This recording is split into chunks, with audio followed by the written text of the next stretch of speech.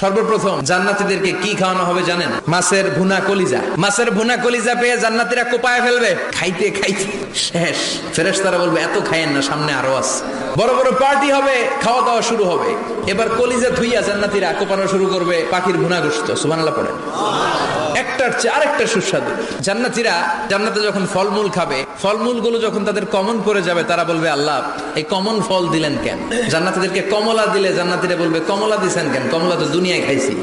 কলা দিবে, তো কলা দিছেন কেন? কলা তো দুনিয়ায় খেয়েছি। আল্লাহ বলবেন এই কলা দুনিয়ার কলার মতো না। দুনিয়ার কলার ছোলা ফেলে দিতে হয়, বিচি ফেলে দিতে হয়, পাতা ফেলে দিতে হয়। জান্নাতের ছোলা ফালা লাগবে না। ছোলা খাও, ছোলা আরো মজা। খাবারের পর্ব শেষ, এবার ড্রিঙ্কস এন্ড বেভারেজ। 4 ধরনের শরাব থাকবে আপনাদের জন্য।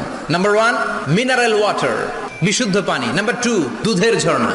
নাম্বার 3 মধুর ঝর্ণা। নাম্বার 4 মদের ঝর্ণা। প্রাণ ভরে জান্নাতীরা এই মদ পান করবে। দুনিয়াতে মদ খাওয়া আমাদের জন্য হারাম। আমরা দুনিয়াতে মদ খাবো না, জান্নাতে যে খাবো কোপায়া।